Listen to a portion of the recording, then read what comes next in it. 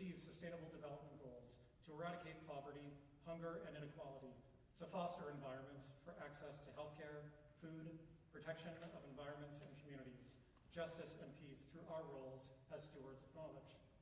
I'd like to now invite Professor Nassim Niknofs, Associate Dean of Research, to the podium.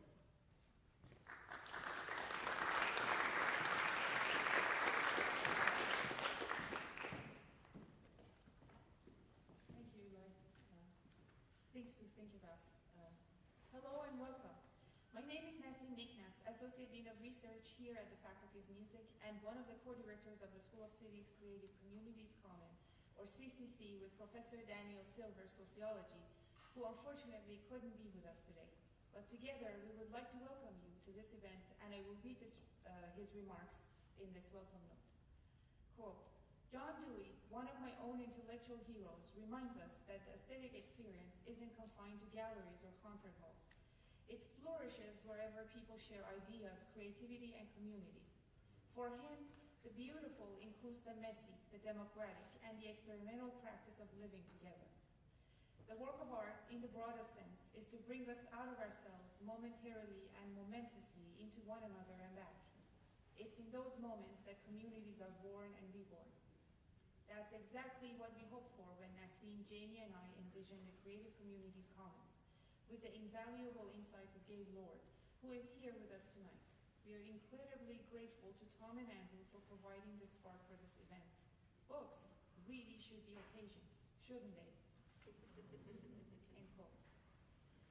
At CCC, we strive for robust relationship building between the academy and research, art sector, cultural policies, and the city, and are delighted to introduce this year's artist researcher in residence, Shannon Lissenberger, who is not only one of the panelists, but her performances will be featured this evening. At the Faculty of Music, we understand musical and artistic practices as rooted in humanity and humanities that survive and surpass the collapse of the utter abjection to which we are bearing witness around us. We are delighted to welcome you in our space of the faculty tonight for an exciting and thought-provoking panel conversation, power share, as well as featured performances around the timely and much-needed topic of democracy as creative practice, an edited volume by Tom Borup and Andrew Zitzer. This event could not have occurred without the helping hands and logistical support of our Faculty of Music colleagues, Professor Ryan McClellan, Interim Dean, Alejandro Cespedes Pazos, Eric Chow, Peter Olsen, Kevin Lee, Sebastian Bisciglia, Richie Ebron, and Eli Lionwood, and School of Cities colleagues for sponsoring and supporting this event. Karen Chappell, Director, School of Cities, Ben Liu, Cindy Wong, Laura Muldoon, Austin Grant, and Felicity Hayworth. Last but not least, I want to take a moment to sincerely thank Dr. Laura Menard, the outgoing coordinator of CCC and current research funding honors and awards officer here at the Faculty of Music, and Mimi Nedon Boulanger, the incoming coordinator of CCC. Your dedication, astute coordinating skills, and relational thinking and doing have been absolutely vital to this event's success. Now, without further ado, our greatest hope tonight lies at the relationships we create together.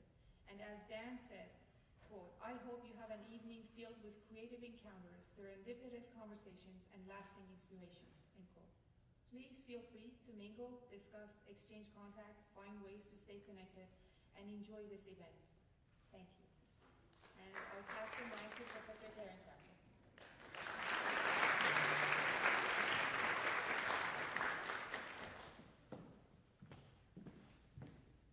Good evening. I'm delighted to be able to welcome Tom and Andrew to Toronto, and even more excited that they have chosen this particular moment to write a book about democracy as creative practice. It's super appropriate to be holding this event at the University of Toronto because we sit in a particularly privileged and important position at the university when it comes to democracy. The president of Johns Hopkins University, Ron Daniels, happens to be a Canadian, and he wrote a book not long ago entitled What Universities Owe Democracy. He writes that higher education has an unprecedented opportunity to influence the democratic knowledge, dispositions, and habits of the heart that graduates carry with them into the public square.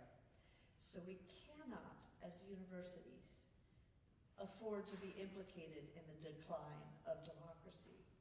We cannot afford to, as he writes, sit passively by as the political structures aligned with their mission degrade around us. So it just so happens, when I arrived at the U of T almost 4 years ago, I wrote a strategic plan for the school cities, and I made our theme for 2025 inequality, data, and democracy. And here we are, 2025, perfect timing. And so we at the school cities are in a position all year to support scholarship and knowledge mobilization on democracy. And this is our first event in that vein. So we're super excited. So a comment about why it's our theme. Cities are laboratories for democracy. They house the people, the institutions, the creative energy, and the venues to spur discussion, debate, and improve sustainable, equitable cities. And cities are also where we have the most poignant and dramatic socioeconomic inequalities that divide cities, polarize communities, and marginalize groups. So there's a lot of challenges for participatory democracy, but also a lot of opportunities for participation and institution building. So at the school cities, we work to support lots of what Andrew and Tom call the culture of democracy. And their book illustrates this in many different ways through many different chapters. They talk about storytelling to create shared ground between diverse groups. They think about the creation of places that foster connections. They think about the distribution of power and the possibilities for agency. They think about community capacity to engage in joint problem solving. And this is exactly what we do at the school cities, too. So before I close, I want to make you aware of a special opportunity at the school cities right now. We are currently seeking project proposals from artists to be our 2025 Artists in Residence. We will financially support you. It's a year-long residency. It's for artists who are in the first 10 years of their career. You engage with the work we do at the school cities, and the year will culminate in an exhibition. The deadline is January 25th, so get your application together. And with that, I'll turn it over to the Faculty of Music's interim dean, Ryan McClelland. Ryan.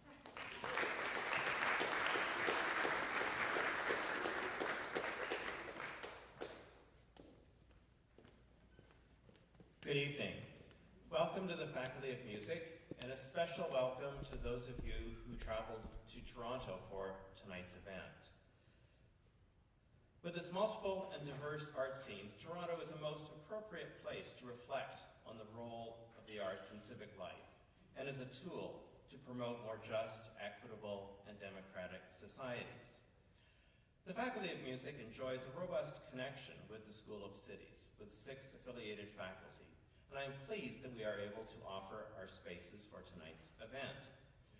Our collaboration in this event is also emblematic of the way music students and faculty increasingly engage broader questions of culture in their work as scholars and as practitioners. Music graduates today have increasingly varied careers which often combine many aspects of music: composition, creation, performance, curation, presentation, arts administration, intersections with technology, intersections with healthcare. And the way that music plays a role in all of these areas, the way it is part of the academy and goes beyond, is something that grows richer and more diverse with every passing year. I look forward to learning from our presenters and our discussions. I now call to the podium our 2 distinguished guests, co-editors of the essay collection, Democracy as Creative Practice, Weaving a Culture of Civic Life, Professor Tom Orup from the University of Minnesota and Professor Andrew Zitzer from Drexel University.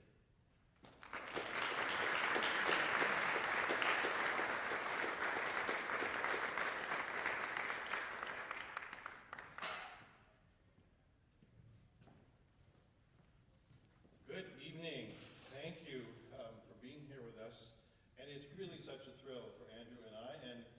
Shannon Mitzenberger and Andrea Asaf, two of the writers in the book, who are also here, to be engaged in this conversation, and the synergy between the work you're doing here. We spent the afternoon at OCAD, similar conversations there. So much going on around this topic that it's just, the timing is amazing. So we're really thrilled. I'm just going to start with an introduction about the book, and Andrew will pick up. But the inspiration for this book came from artists. I've spent 40-some years working with artists, community-based artists, social change artists, working in community, doing work like this. But as times have gotten as they have in our country, the United States, and other places around the world, in regards to democracy, it just struck me that, wow, we really need to be addressing this head-on. I know a lot of artists who do this kind of work. They don't always describe it in that way, but let's begin that conversation. Let's elevate the work and bring more communities along in the process. I too was very inspired by John Dewey's work, and the alternative college I went to many, many years ago was also inspired by his work. So integrating art and democracy into daily life is just something that makes total sense to me. So I'm hoping to share it with you. And Andrew will say more about the book as well. He's been a tremendous colleague to co-edit and collaborate with on this work. Thanks, Tom. I just want to begin by thanking Professor McClellan and Professor Chappell and the faculty and staff of the University of Toronto for having us and creating such an incredible space for the conversations we're going to have tonight. And be prepared, because the conversations are also with you. After we finish the program on stage, we're going to be breaking up and having smaller group conversations, so I hope you'll stay with us, because this is a participatory structure. A little more about the structure of the book itself. There are 36 artist authors from 7 countries. We organized their contributions into 4 sections, one on civic processes, one on aesthetic strategies, one on place-based engagement, and one on learning environments. And this idea of a culture of democracy means that democracy has to be part of every sphere, every scale of civic life. So it's in our schools, it's in our classrooms, our workplaces, our families, of course our governments, and in our interactions. And the artists who are part of this project really testify to the transformative power and the struggle of doing this kind of work in solidarity and in community. And as we've gone around and talking about this book in different places, one of the things that's really struck me is that for so many of us, democracy is both an assumption. It's always going to be there, and it's awesome, and we love democracy because we don't really know what it is, but we think it's great. And this idea of abstraction. You know, we can't define it, we know it when we see it, and we like it, and we want it always to be here, but we don't really even know what it is that makes it stick around or makes it go away. And what I have come to understand in my work is that for so many people, the majority of people, democracy has never been an assumption, and it has never been an abstraction. For people of color, for young people, for elders, for disabled people, for queer people, for all kinds of different people, they have been mistreated by forces that called themselves democratic. You know, by lofty proclamations about equality and justice and rights that actually don't match their lived experience. And the idea that we can assume that it's always going to be around, they know it hasn't quite ever been. There's a wonderful book by Astra Taylor, an activist, and it's called There's Never Been Democracy, But We'll Miss It When It's Gone. And so the work that we aspire to do with these conversations is to elevate the specificity of this work, the work of making a culture of democracy every day, together, all the time, and enacting it as a practice. That it's not something that we can take for granted, and it's not something that we can assume is always going to be with us. And so if we care about whatever we define democracy to be, we have to make it together. And that in and of itself is a creative practice. So of course we're highlighting the work of artists and culture makers in this, but they're only the partners, the midwives of a democratic practice. That practice requires all of our engagement, whether we see ourselves as creative or not, but I assure you we all are.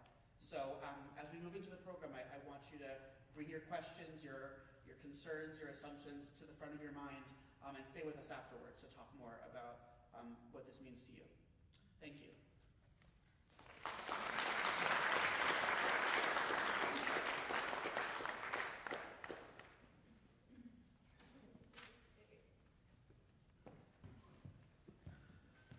All right, I'm just going to start by getting out from behind this podium.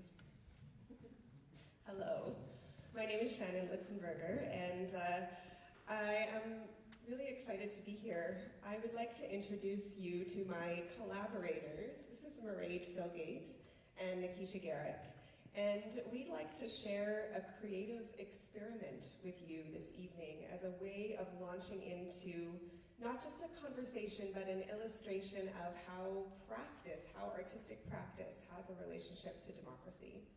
So we have been working together in the studio with a piece of music, or a series of pieces of music that were written by a jazz composer named Florian Hefner. And Florian was commissioned by a classical ensemble called the Iris Trio to compose a series of pieces of music that form part of an album called The Blue Chapter. So I highly encourage you, The Blue Chapter was released this year. I highly encourage you to seek out that album. It's a beautiful set of compositions. And the project itself was imagined more interdisciplinarily, which is sort of where some of the dance element is going to come in.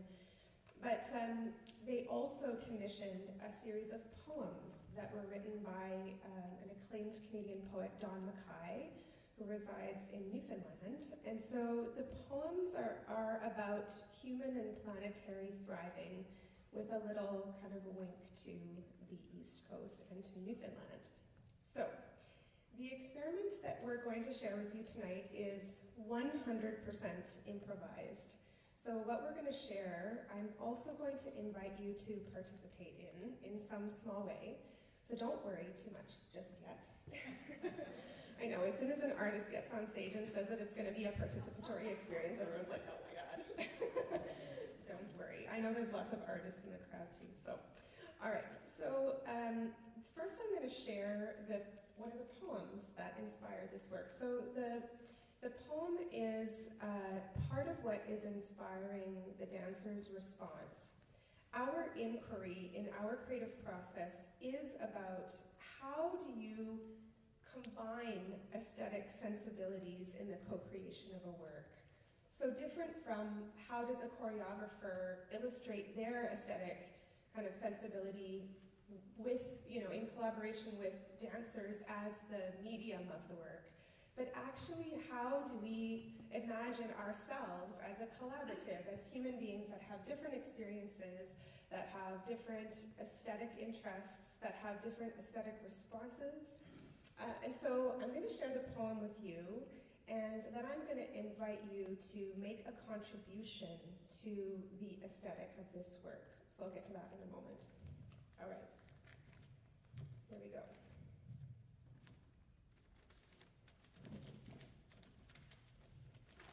All right. So this poem is called Iris. For being lavish, outlandish, exotic, sexy, for making little habitable nooks in the rude rock beside the North Atlantic, for being the beauty queens of the bog and the floozies of the riverbank, for their tough rhizomes and delicate splayed petals, open décolleté, for being local reps of the rainbow goddess, we cherish Blue Flag, also known as Iris, the messenger maiden who links earth and sky. So I'd like to invite you to stand if you're willing and able.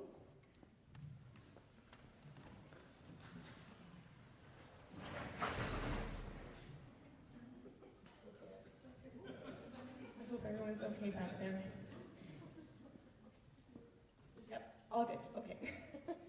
All right, so my invitation to you is, I'm going to read this poem one more time.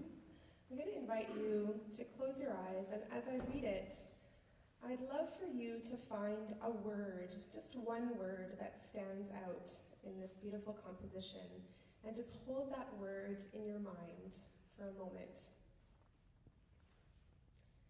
For being lavish, outlandish, exotic, sexy, for making little habitable nooks in the rude rock beside the North Atlantic, for being the beauty queens of the bog and the floozies of the riverbank, for their tough rhizomes and delicate splayed petals, open, décolleté, for being local reps of the rainbow goddess. We cherish Blue Flag, also known as Iris, the messenger maiden who links earth and sky. Okay, so does everyone have their word? All right, so this word will become the inspiration for one single gesture that I invite you to offer to the dancers, and that they are going to take that in and let that contribution of your aesthetic response become part of the improvisation. So we have a lot of folks in the room. There's going to be a lot of information to take in, but I encourage you to make the offer. So a gesture that represents your word. 3, 2, 1, go. Beautiful. Okay, we're going to do it one more time, and if you can hold your gesture for like just one quick moment. 3, 2, 1, go. Beautiful. Okay, thank you everyone. You may take your seat. I'm just going to ask if this podium could be wheeled off backstage. Thank you so much. So this is round 1 of 2 of this experiment. The dancers have taken in your gestures, and we're going to see what happens now.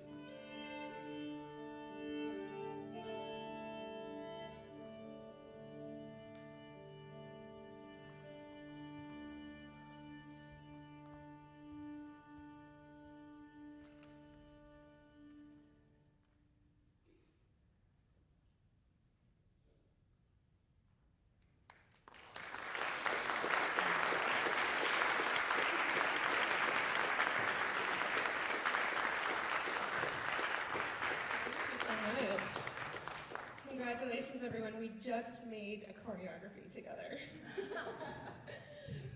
Did anyone notice their gesture? Did anyone see their gesture? Yeah, great. Okay, so we're gonna do one more experiment. So this is something that we were practicing in the studio that I just wanted to share. So this idea that the dancers are bringing their responses, they're gonna continue to be inspired by your offers as well. And now I'm going to also put myself into the fold and offer them along the way in the choreography some prompts, some direction. So I'm gonna ask them to do things or to imagine things, and they have like 100% agency in this process. So if they don't like what I've said, they can discard it, they can play inside of it for a little bit, or they can stay inside of it for a long while. So it's however they want. But my prompting is just going to add yet another layer of things from another vantage point to add into our experiment. So this will be improvisation number 2, a piece that has never existed before and will never exist again after this moment. So enjoy.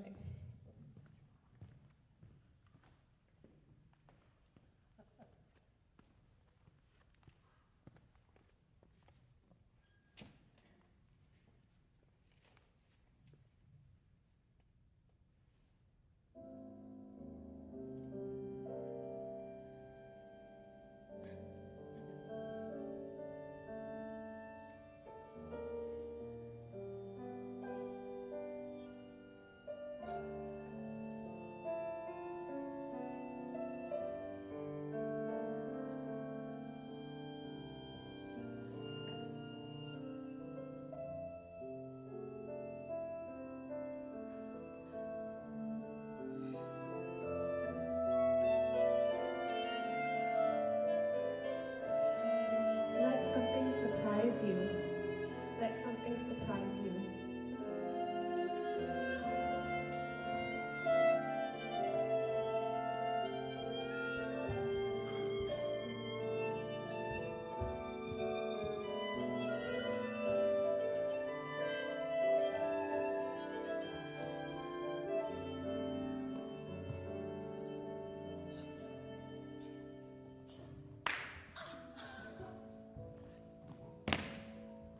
Make this game more fun.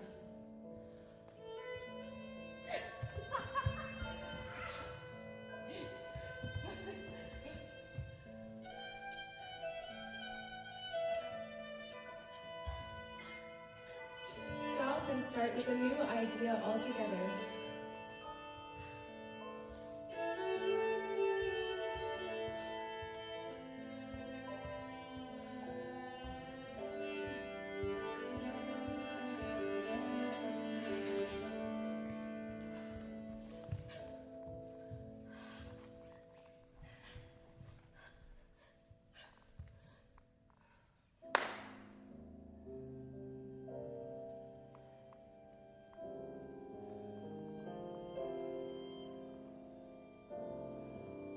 Find a way to move each other through the space.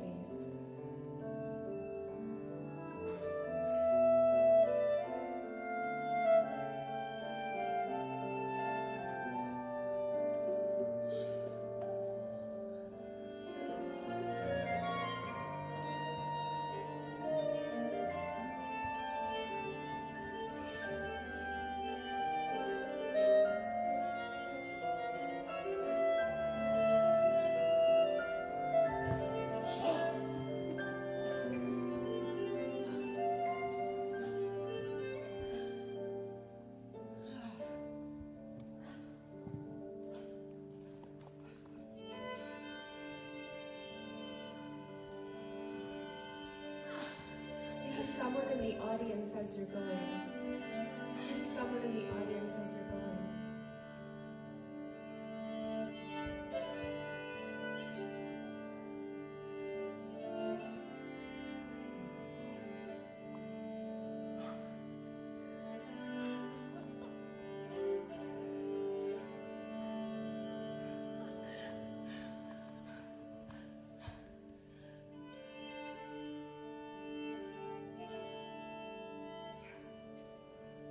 Make a move that you've never made before.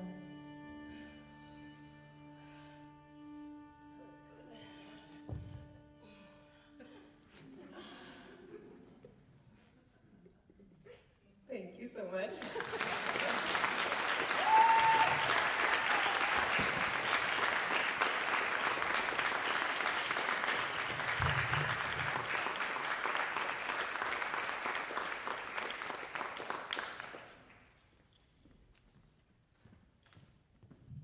So we need to make a little transition in the space right now. So I just invite you to chat with a neighbor, maybe reflect on something that you saw. We're just going to take 2 minutes to reconfigure the stage, and then we'll get started with the panel conversation. Thank you.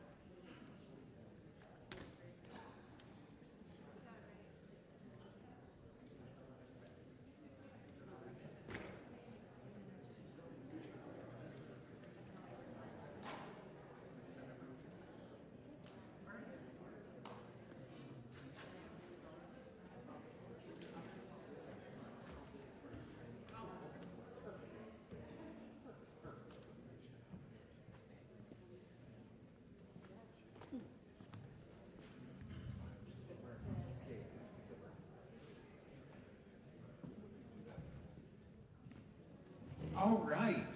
All right. Hello. Hello. Shannon's going to be back up on stage and join us in just a second. But for sort of the next 20-ish minutes, we're going to hear from actually 4 of my favorite minds on this topic. So this is a really exciting conversation.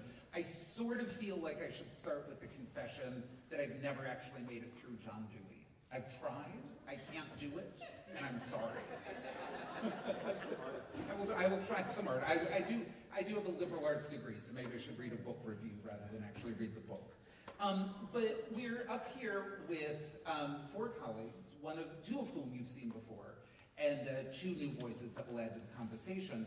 And Shannon, I'd actually like to sort of pick up with you.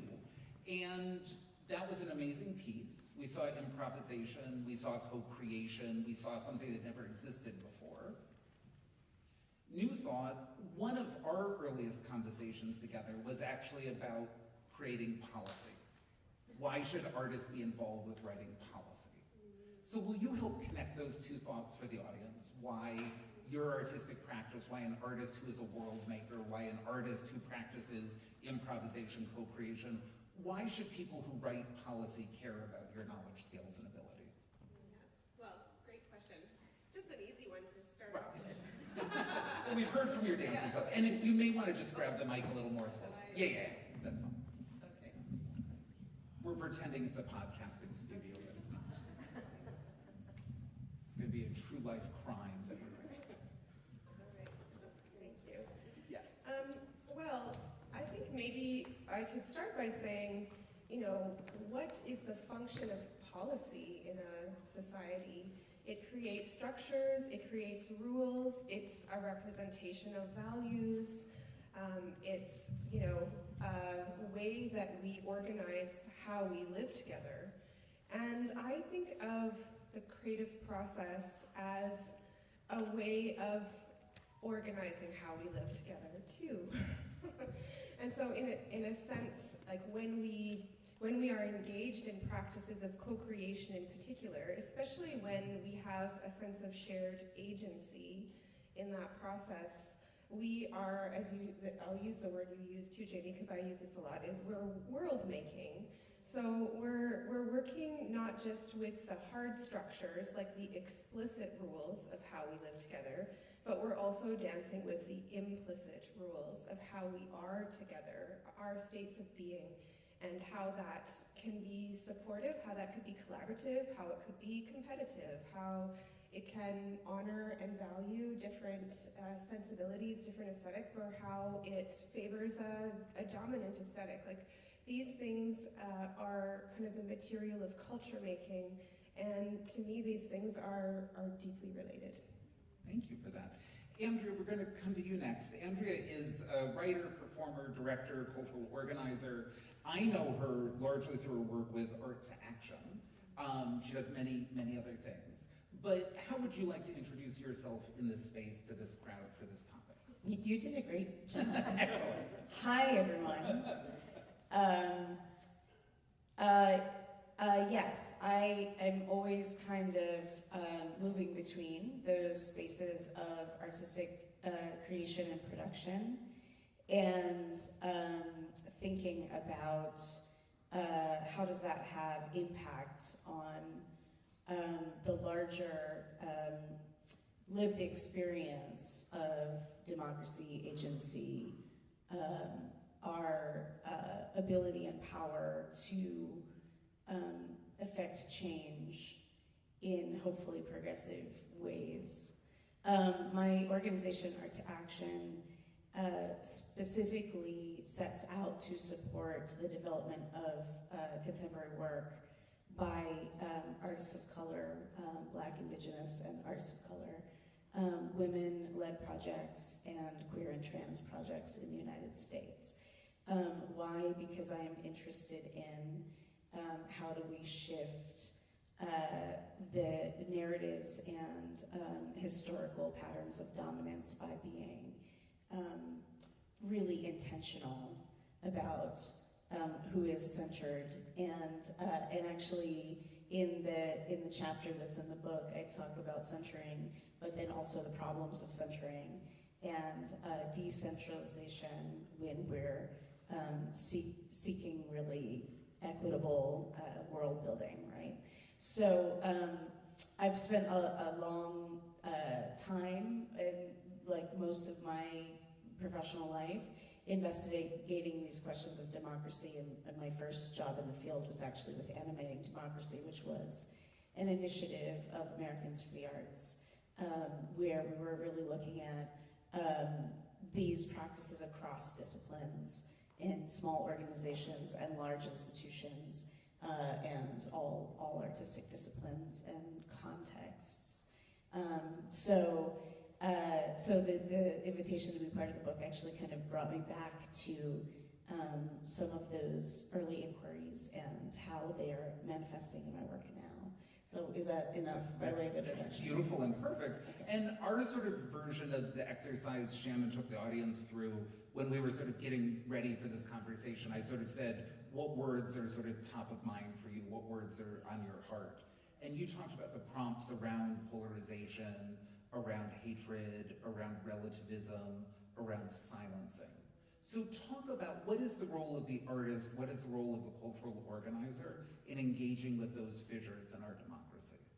Yeah, I should say that I currently live in Florida, which has a lot to do with my concern about democracy right now.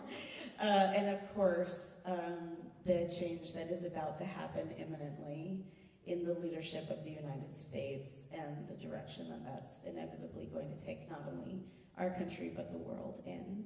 And I was mentioning in some earlier conversations that I think Florida is very much a bellwether for the agendas that we'll be contending with very soon. And it's not an exaggeration to say that with our current governor in Florida, we are dealing with active fascism in policies, particularly around censorship banning and silencing, particularly in education, but also in institutions, and the blurring of lines between political parties and educational institutions, for example. So, as Toni Morrison said, this is the time that artists go to work. This is the time that we cannot afford to be depressed. We have to very quickly move to how are we going to activate. And one of the things that I'm deeply concerned about, as you can see, is of course Palestine. And in the United States, there's been a very aggressive silencing and censorship and banning of not only Palestinian voices and artists, but any artist or any intellectual or scholar or speaker who is trying to not even advocate for Palestine, but discuss Palestine at all, right? That's actually what we're up against. And so I think that we're at a really critical moment to engage how are artists going to be leaders in this time? How are cultural organizers going to build and activate networks and solidarities in new and different ways that are going to give us collective power in the face of potential state repression? And I know that our neighbors around the world, around the globe, in other countries know this very well, right? And we have, in the United States, a lot to learn because, as you were saying earlier, we can't take democracy for granted, right? As Andrew was saying. And so this is a moment, and I think we can come back to maybe more nuances in this conversation, but when we have to really be having a global conversation about the role of artists in preserving, strengthening, and strengthening democracy as it stands, but also envisioning what it can be, how it can be truly embodied and lived for everyone. Great, thank you. Zara, I want to bring your voice in next, and you and I are the newest friends on stage. And I'm told that you're a public interest designer and a strategist, co-founder of Monumental, urbanist in residence at U of T School of Cities. And you're here on the stage to talk about art and democracy. Are you in the right place? I am in the right place. I'm also an artist. But, it's interesting. And Shannon and I have been having this emerging conversation over the last year. And so to ground my work sort of in the Venn diagram of all of this, my work is about how do we engage the folks with the most complex barriers in our cities to be involved in decisions, not through engagement, but actually through meaningfully building up capacity and literacy for them to shape policy outcomes, the outcomes and decisions that come through institutions. What's interesting, right, and to all of the things that were just said, we're at a time where that requires us to sit in a room with difference, right? In a time of increased polarization, these conversations the temperature has been turned up. And we need to be able to hone in on our skills to, there's that complex quote from former President Barack Obama, to sit with the enemy doesn't compromise the integrity of your position. That is a very loaded quote, but I think in the context of this, we need to be able to sit with the other. We are losing that skill. We keep bringing people into rooms to talk about the most difficult things that affect the most personal aspects of their life. In Toronto, housing has been an issue, public safety is an issue. We bring people into rooms to have the most intimate conversations about the things that mean the most to them. And we're shadowboxing with each other's emotional realities that no one is willing to say when you meet a stranger in a room for the first time. And so in the conversations we've been having over the course of the year, and that's really shown up in our practice, is that yes, we need civic literacy. We need to all have the same information to show up and make the decision together. However, as a starting point, before we do that, we need to meet at a place of connection that is easy for us. And I just watched that absolutely spectacular thing happen on stage, where we all had resonance. It felt like this room was like, oh, my gesture. I thought I saw my gesture. I'm not sure if I did. I'll ask later. But I felt seen in it for a moment, really quickly, in a room of strangers. All of a sudden, we are a crew. And so from a place of creativity, from a place of artistic practice, we can find that moment to meet. And then we can have the difficult conversations, because we're not meeting, coming from a place where I have to put aside everything I believe, the emotional reality I'm not willing to talk about, and then to negotiate something that really matters. And so increasingly more, as I think about how do we get into those conversations that shape community-informed decision-making, we need another tool. And someone, I think it was Tom or Andrew, one of you said, we need to elevate the work. And I think, having been, you said I'm a public interest designer, I am an artist, and, I am guilty of someone who has, in different parts of my practice, used that language and not used that language, because art and design is so marginal in the world of policy, and in the world of research, and in the world of decisions. And I really think as a practice, we need to elevate the work of art as a tool to begin the work of rebuilding our democracy. I really think that we actually need to elevate artists, and Jen and I have talked about this extensively, in the conversation, to say that what just happened on stage actually helps us in the difficult conversation about rebuilding our democracy. It wasn't just a performance. And so I think, I think I'm in the right place. Yes, Yeah, no, okay. I know, right. Spoiler alert, we all know you're in the right place. And I want you to add one more job title to your bio. You're also a parade organizer, right? And you're talking a lot about connection. Yeah. And transportation is one of those issues where transportation systems are meant to connect us. But historically, they've really been used to divide communities. And on the west end of Toronto, there is a particularly contentious transportation suggestion. Yeah. And you thought it needed a parade.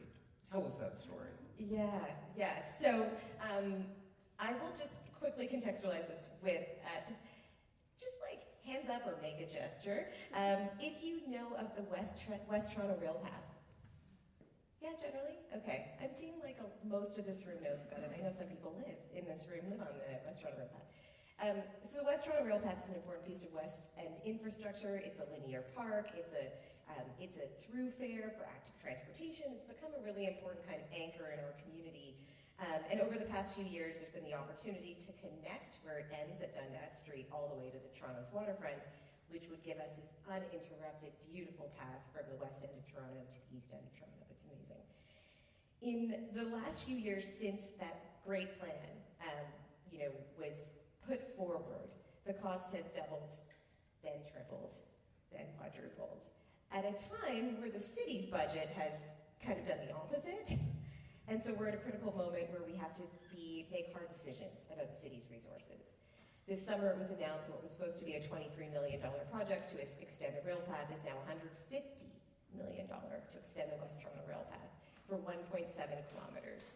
You can understand how people who are precariously housed, who desperately need access to social services, who live in areas of the city that are under-resourced with green space and public space go, really? In a middle-class neighborhood in Toronto, we're spending $150 million on a linear park. I'm not here to sort of, write a treatise on where we should go and what we should do. But the tension you can imagine from all across the city and then residents in the neighborhood was real, and it was palpable, and a conversation needed to be had. It felt impossible. And so a group of folks and I who live in the neighborhood who were like, okay, we need to have this conversation. But people in a room trying to talk to each other in this moment is not what's going to get us there. And we have to take a long view, even though there's a short-term need, which is to make a collective decision as a city, as it goes to city council. And so what a bunch of residents and I, who actually sat across the aisle on this decision, decided to do was, whatever the future of this place is, what we have now is incredible. And we need to remember that. It's been under construction and a bunch of things have been happening. It's being connected to the subway, and people have forgotten that. I am not a veteran parade organizer, but I feel like one now. It's my favorite thing to do. If anyone wants to organize one, please find me after. But we decided that the way in which to bring people together as a starting point, specifically people who are sitting in tension on this issue, was through a parade. And I reached out to all the artists I know who have organized parades, and it is a very, very specific thing. A parade is not a walk. I led lots of walks and walking tours. It is not that. It is a celebration, and it is marked by music. It is marked by artistry. It is marked by movement and creativity and support for each other to move. It is the type of public engagement where people can come for 10 minutes. They can come for 2 hours. It's such an incredible way to bring people together, in whatever way works for them, which is not how we do public engagement in the city. We do it in the way that works for us, in a room for 2 hours in one place, one time. And so what was really interesting about it, and I could talk about parades for hours, so I won't, but the thing that I'll just say is that we had hundreds of people show up from across the city. And hundreds of artists show up and bring puppets from other parades, and musicians, and I learned that the rhythm is the beating heart of the parade, and all of these great things. And what it was at the end, people started to have conversations about the rail path today that were about what we have now is enough, and it is great. And that was a nice starting point, to say we have something, let's celebrate it first, and then we can have the bigger conversation about active transportation infrastructure and that critical dialogue. And so, it didn't solve the problem, but it got us to a place where, the pressure was released so that we can come at it and be able to hear the other. And that, I think, was only credited to the practice of all the artists that showed up and made that parade so great. That's great, thank you. Tom, I want to bring you in quickly to end this beat, and then we're going to shift to something else and come back and have more conversation. But Tom, earlier today, you have a sort of 3-ingredient recipe for community engagement, right? If you need to bring together a community, bring them together across difference, across contentious issues, it only takes 3 things. What are they? I've found it to be very successful in a lot of different community planning. I've done, over the last 20-some years, a lot of neighborhood and community-based planning, cultural planning in cities and towns all over the United States. And come to find that these 3 things really help connect people. And those are music, food, and children. So any kind of community process, community engagement work, to have music, food, and children there brings people together, connects them in different ways, and can lighten the conversation, can really focus on what's meaningful in life. And I've worked with a lot of artists in this kind of community-based planning to animate groups and bring conversations up, and learned a lot from animating democracy work over all those years. And just find it really important to get down to basics. And those 3, if you think about food, music, and children, and you think about the morphing of cultures, things that change and morph and connect quickly. You think about how music, how hip-hop bounced all over the world and took on different influences from different places. Children do that too. They pick up ideas really quickly. And food also changes quickly. People from different cultures, different parts of the world take different ingredients, different recipes, and adapt it in different ways. So when you're talking about creativity and the evolution of cultures, and bringing people together in a room to focus on what's important, important. Food, music, and children really work. That's awesome. All right, we're going to take a brief pause from the talking. We're invited, the five of us invited, to stay put and be an audience on stage. And we're going to invite up 3 colleagues to join us on stage. And we're about to hear Platreki Naskade Me Nye Mojame, Let the Rivers Cry for Us When We Cannot, which is a composition by Norbert Pillay. And it's going to be performed this evening by Peter Stoll, Younggun Kim, and Timothy Ying. So please make them feel welcome up on stage.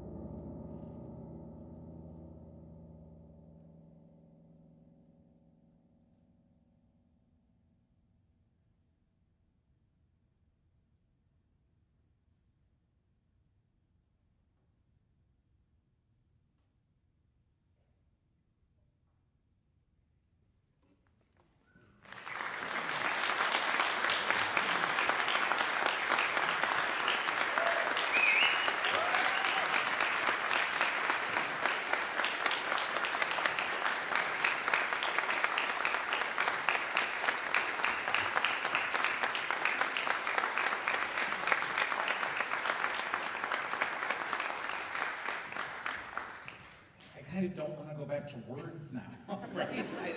So let me sort of open it up to all of us together. One of the things I've been thinking a lot about recently is music, and specifically a duet that was performed a number of years ago by Yo-Yo Ma and Condoleezza Rice. Right, so two artists at the top of their craft, classically trained, one associated with reasonably far left, one associated with reasonably far right. And there's something about music and musicians who have an inherent curiosity about each other.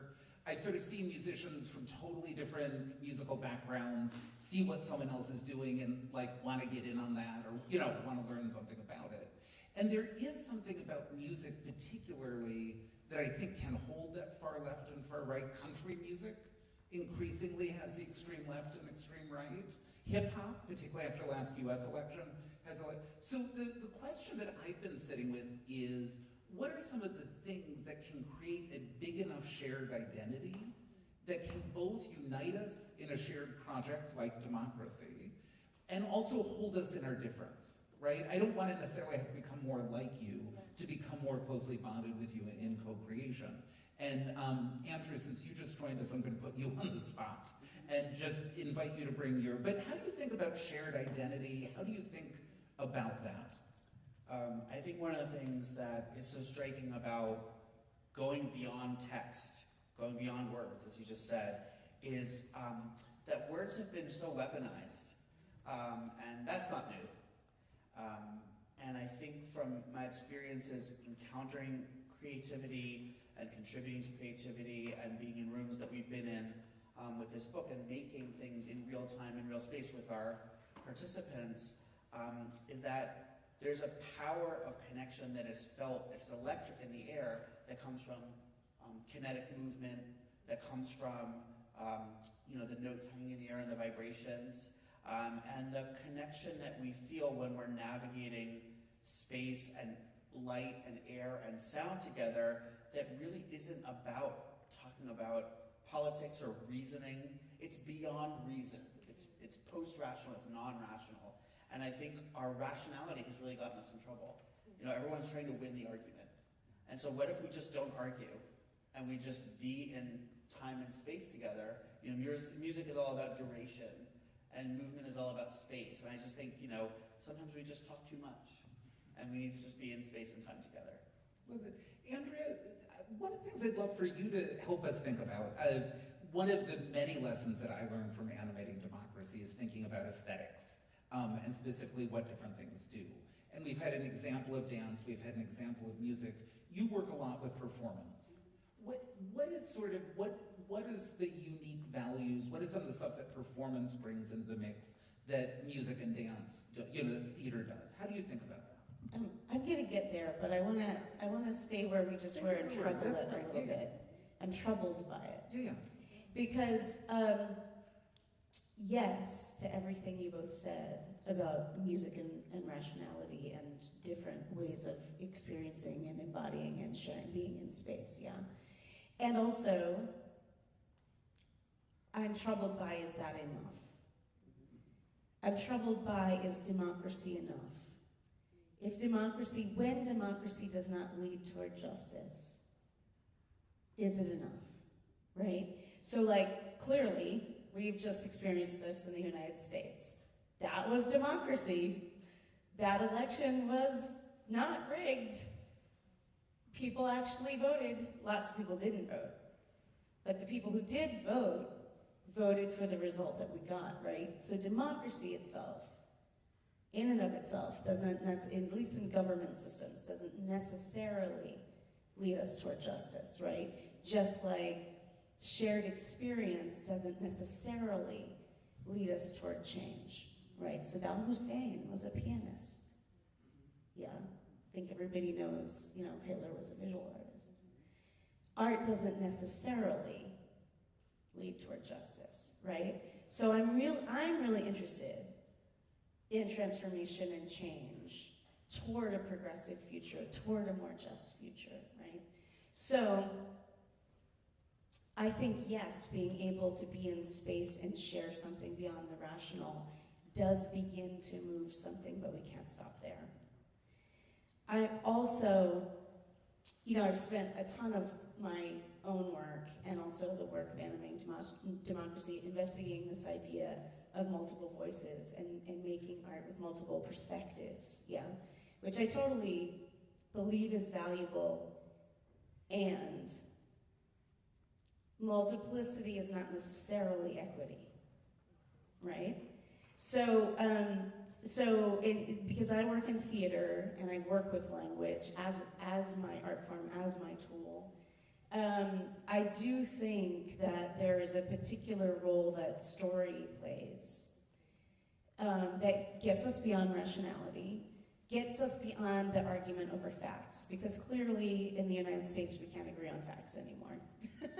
We can't agree that information is real, right?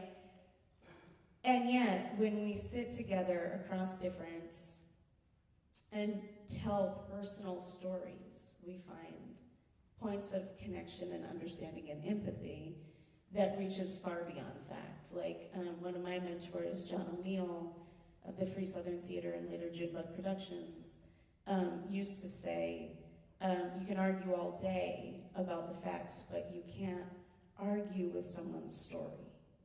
If you sit and listen, you can't, well, I guess you can say that's not true to their face, but that's rare, right? Or if you do, that also begins a dialogue, is an entry point to a different kind of dialogue, right? So I think, that's getting to your question about what is the unique role that theater or story-based arts play. And I'll add briefly that then once you start digging into story, depending on what community or population you're working with, you often arrive to trauma. Personal trauma or historical trauma, which is where the conflict is triggered, right? Or arises. And that's where non-story, non-linear, embodied practice, symbolism, metaphor, poetry, music becomes important again for us to move through those spaces beyond trauma to another kind of connection. Yeah, jump in. Yeah. Because it's a yes and to everything, right? Like I'm really holding on to this, like, democracy does not equal justice. I agree. And I think what's interesting is, in my practice, so I'm trained as a participatory researcher and human-centered designer, and like our simple ethos, it's very convoluted sometimes, but the simple ethos is that if I ask this whole audience today, how are you doing tonight? Say a word.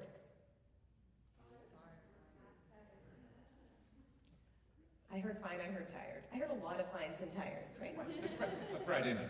It is Friday night. Well, it's not true. But I'm almost positive that if the person that is dearest to you said, how are you feeling tonight? You might not just go, fine, tired. You might say more. And, you know, in the work that I do, we're trying to move from what people are willing to say to trying to understand what people do to really getting to how people feel. And the reason they call it design research or human-centered design, all this nomenclature, there's a lot of words to say the same thing, which is you cannot effectively design services, policies, infrastructure, anything from a place of what people say, because what people say does not hold the wisdom of how they actually feel. And so in human-centered design and the tools that we use, it borrows from art. It is creative practice. So what we do, if we were in a research context, I'd give you all a piece of paper, right? I'd tell you all to do a movement. I'd say, how are you doing tonight? And you might draw, you know, black box. You might draw something that says something a little more nuanced than tired, right? And so, because we're all new friends, I see why you said that. And so I think, you know, even in the most progressive tools for research, for engagement, we still are drawing on art. We're not calling it art all the time, but we're borrowing on the tools of art to surface the feelings that allow us to come together. And, you know, I could go into tons of artists and practitioners that I really admire, but, you know, all of them say that once you surface that feeling, then you actually need to take a quick pause and talk about what are we actually trying to do here? What is the history that got us here to the point where we need such social change?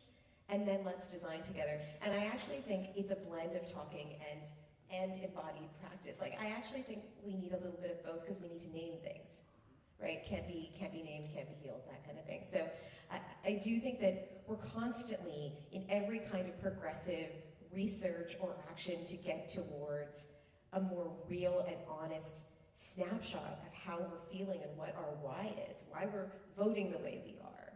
We are just we're using these tools and not naming them. And so when I say elevate, it's like, we need to elevate art because it's there and it's in the tools that we think are gonna get us towards justice, right? Equity-centered human design uses art, it just doesn't say art, right? So I love this, and I wanna keep going and add a dimension because the storytelling, the overheard gossip, the traditional knowledge is important.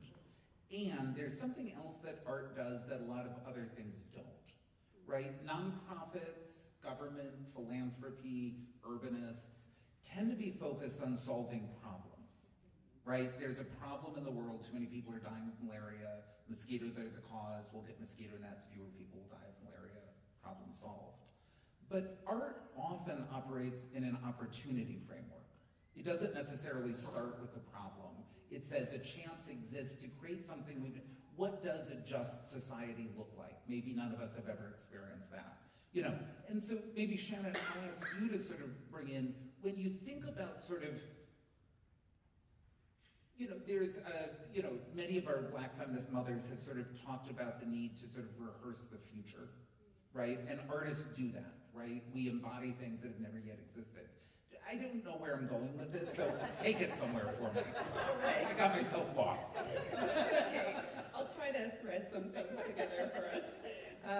But first, just to say, I love this, and I think about this too, Zara, and I have also had this conversation about what design does and what art does, the difference between solving problems and creating possibility. And so a lot of the work that I do, I mean, I'm an embodiment facilitator, and actually, Mairead and I have embarked on a research project that was funded by the Canada Council over the past year that really looks at what embodied ensemble play can do in terms of building collective capacity for leadership, for creation, for co-creation. And there's some really interesting insights that have arisen out of this. So first is like, how do you even get a group of strangers to a place where they're willing to play together? You know, there's that. Because one of the potential barriers is exactly what you're talking about, Zara, is that like before we really know each other, we're fine and tired and not, in our feelings with each other. And what I often refer to is the hamster wheel of our mind is turning when we're standing at the threshold of novelty, where we're about to do something that we maybe haven't done before. We want to enter into a space of learning and exploration, but our mind is saying, well, no, I'm a professional human and I'm in this context right now and I can only behave in these ways, or these are the codes of belonging that I understand are acceptable, and I've come dressed a certain way and I'm comfortable with these 3 people in the room that I know, and I'm not ready to talk to people that I don't know. So what are the practices that help us move into this other place where we can start to feel connection and belonging in a shared world together? That's the starting point. Almost all of that is nonverbal. If I started a workshop like that and asked everybody to introduce themselves, it's over. It's over. Because people are like, hi, I'm Shannon, I'm a professional embodiment facilitator, and that makes me really expert at what we're all about to do together. And I'm sorry if you don't know how to do that yet, but if we started like that, game over. So often, the way that we start these workshops is with a question that is like, what's alive in you right now? And it's a specific way of asking how you feel without asking how you feel. And so sometimes what comes up is, I'm feeling really uncomfortable right now, or I'm really excited, or so it's something else that helps set the tone. And we ask this question also at the end of the workshop, and it is extraordinary the way those words change. And we've had, the kind of feedback that is, I'm feeling something together in this space that I don't feel out in the world anymore, which is kind of heartbreaking and also so exciting that it's possible when we practice building these capacities, and maybe I'll talk later about what some of these capacities are that we've been working with, but it's building a sense of belonging and connection through the nonverbal, supporting softening of the hamster mind, softening the identity structures that we walk in the room with in order to first be human together before we can start to co-create and hopefully eventually arrive in places of naming and storying. But it's really important that's not the starting point. We've got, I want to say, I really resonate. Planners and policymakers are obsessed with problem solving. And I run an urbanism master's program at Drexel, and I refuse to put problem solving on the website. And the marketing people of our college is like, just say problem solving. Everyone wants to come to the program to learn how to do problem solving. I was like, but we won't solve these problems. We can only encounter these problems and work with these problems and address these problems and chew on these problems and collaborate on these problems. None of that works. You have to be solving those problems. And one of the ideas, or sets of ideas that was so influential to me early on was the organizational theorist Donald Schoen and his work called The Reflective Practitioner. And what he talks about is not problem solving, but problem setting. And just asking questions and engaging with curiosity so that you can cultivate what he calls reflection in action, as opposed to knowing in practice. Knowing in practice is, I'm Andrew Zitzer, I have a PhD in urban planning, and I'm now going to tell you how your community should look. And reflection in action is, what did I just say? Oh my God, that's not the right way to approach this encounter. And really slowing down and listening to all of those voices and resonances. And I just think that reflection in action is an improvisatory creative practice that we need to cultivate as urbanists and policymakers and planners. And it's a creative faculty that when you say you're going to solve a problem, you've just given up. You've ceded that creativity, and you've tried to look at a repertoire of solutions that have already presented themselves. And that's just not as rich as this beautiful work we're talking about now. Well, yeah, jump in. You're never going to get another question in. So. No, that's good. But it's interesting, so I was sharing that I'm working on this book, and it's all about messy cities, and the top line is, we overdetermine everything. And we learn the most in our city, in the places that are overdetermined, and people take it back. And they say, no thanks, that's not what we wanted. Or in the spaces in between where people feel like they can improvise and get the things they need in really interesting and creative ways. So I love the example of these are my uncles, so I'll own it. But, in mango season, right, you have to go to a parking lot in Thorncliffe Park if you want to get the Alfonso mangoes at the price you want to pay for them from the uncles who go around and buy all of them and then sell them out of their truck. Because they won't sell them at Loblaws, for the $7 a mango, right? It's insane, right? So I think this theme of research and policy and strategy and politic are overdetermined. They are overplanned, and they drive our city building. They drive our world making. They are at the epicenter of power. And so I think what you're saying is so on point, which is we have set up the professionals, the capital P professionals, who make the decisions that influence what our ambition is, what our ambition around a just society is. We have set up those tables with practices that are not bad, they're excellent, but we need more, right? It's a pluralistic lens on who else, and we need practices to be at that table that aren't as determined by nature, right? And that is art as one example. Yeah, I just want to say super quickly, this is something that I've been thinking around as a framework, that an old model of knowledge is a plan and execute model, which we see a lot in cultural policymaking and policymaking more broadly. And the improvisation world and the art world is more of a sense and respond model, which is very adaptive and also invites a knowledge system that is based in the senses and not just in conceptual knowledge, ideas, facts. And so I think this is where really art is a knowledge system that has been deeply undervalued, and until structures outside of the arts can start, even really within the arts, I should say, in the industry of the arts, we need to stop thinking about knowledge in the way that we have, this divorcing of mind and body that's so characteristic of how our world is structured. If we can't do that, we're not going to be able to bring forward the gold of this process that can help us imagine our way into different futures. Yeah. So this moment is about to come to a pause. And as we get ready to transition to the next bit, this group of people have come out on a relatively warm for Toronto Friday night.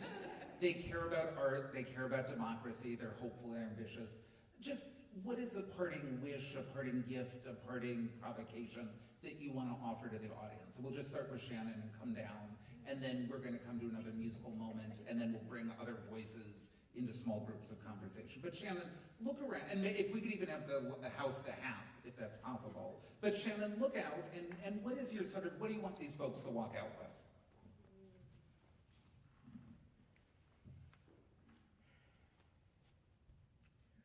I would invite you to feel the world fully with and through your whole bodies as much as you possibly can. I love that. Andrea.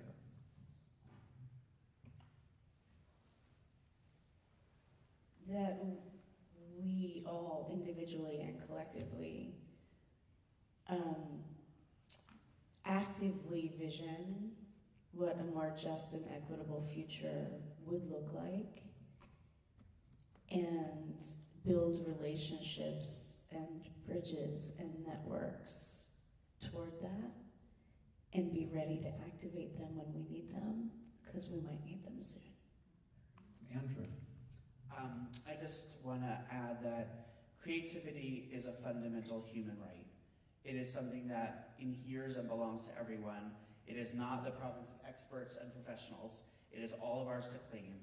And when we claim it, we are making a demand on the world to listen to our voice, power, and agency.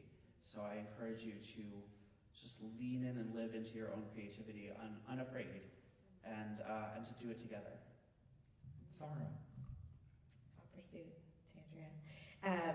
I think in this I worry sometimes that creative practitioners become means to an end. They just become another resource we can extract to get to what was probably already a determined decision.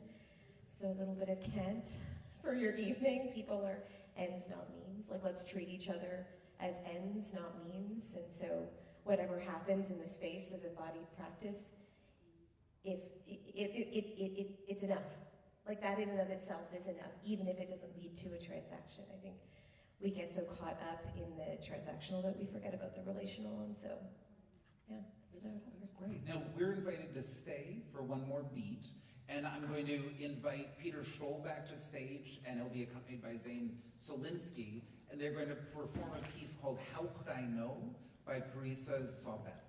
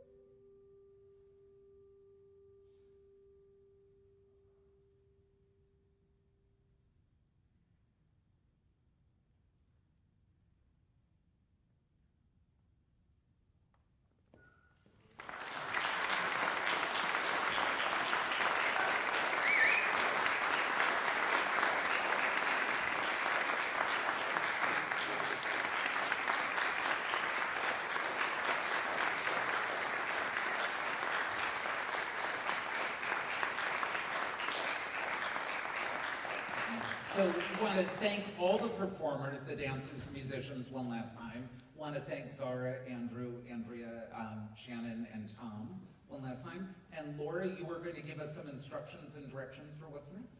I think you need one of these. Yes. Shannon, would you? Thank you so much. Yes, thank you so much to everyone for your involvement tonight, for you in the audience, for our friends on stage, musicians, thinkers, feelers, all. Thank you for being here. And thank you, Andrew, for this question that I'll offer as we head into the next part of the evening. What if democracy is just about being in space and time together? And so, to that end, a couple of things, housekeeping items. One is that we started a bit of a lost and found, friends. If you have lost a pair of gloves, a coffee mug, or a sandwich, I kid you not, they are at the table out by the elevator. Also at the table by the elevator, if you're interested in acquiring your own copy of Democracy is Creative Practice, Routledge has generously offered discount codes and you can get your coupon at the front. Also, we would love to stay in touch. So there's an opportunity also at that table to share your name and contact information as we move forward. We will invite you for a quick recess and reset before we head into the next part of the evening in a moment. There's food and drink out in the lobby here. Please come and join us.